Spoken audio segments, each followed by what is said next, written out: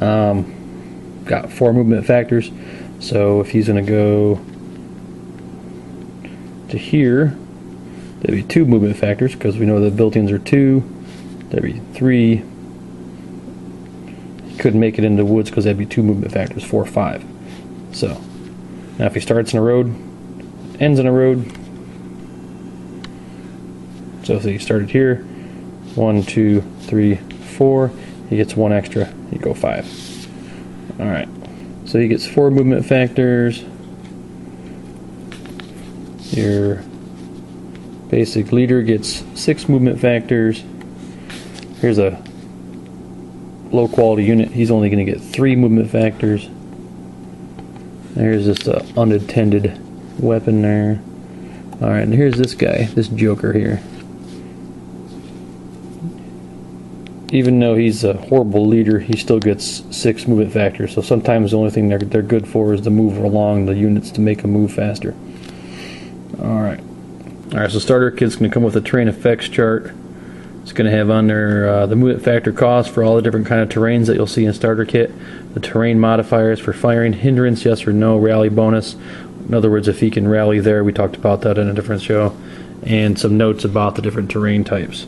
So this is a nice little chart that comes with the game. Alright, let's say that this infantry unit here, they want to get to, these units want to get over to J3. But there's an American sitting right here covering the road. So one thing that you could do would be you could pop smoke with this unit here into this hex. So it costs 2 movement factors. So let's say he rolls for smoke and he gets it. We're going to get smoke here in this road. Smoke takes up the whole hex and it gives a +2. And then you could either, that costs 2 to do that. So then you could go 3 into the road and then wait to the later advancing phase and leave the road.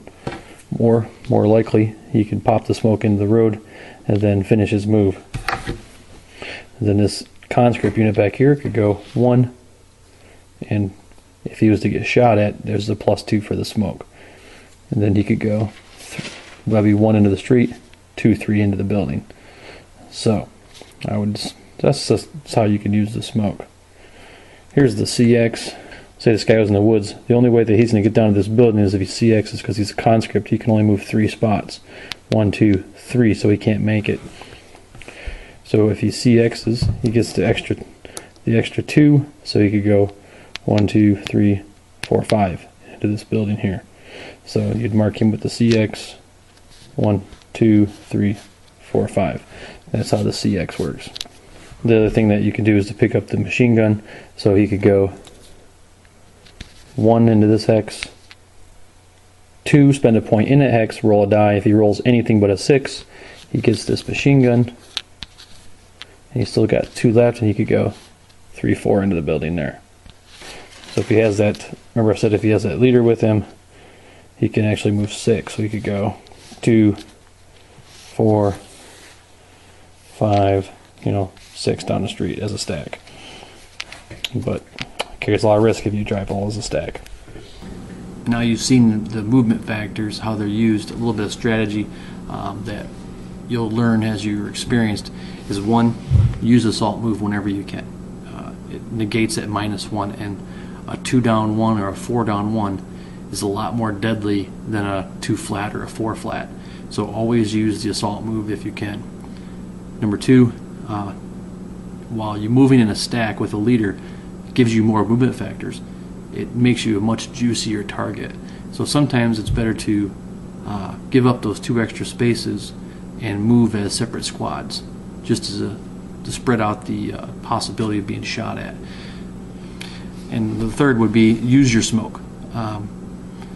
There's a bit of a discussion, or in my opinion, there's probably too much smoke in this level of World War II tactics, but it's a game, and a game gives you smoke to use, especially those higher level units, like those elite units. They're gonna have lots of smoke. Use that smoke and use it effectively. Put it out in the road. Make the enemy use that to go through, because if you get shot at and you're being shot at through smoke, not only does it give a hindrance, but it negates the first fire movement for the open, which we'll talk about later.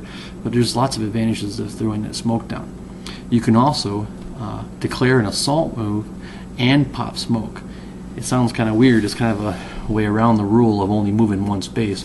But since you are only moving one space, it doesn't really change anything, but you get to do smoke at the same time. So you can say, I'm going to assault move this unit from here to here, but I'm also going to pop smoke before I do that. So that's another little trick. So there's the movement factor. The next session will be about defensive fire, which is probably the most complicated part of ASL. So we'll save that till next time. Thanks.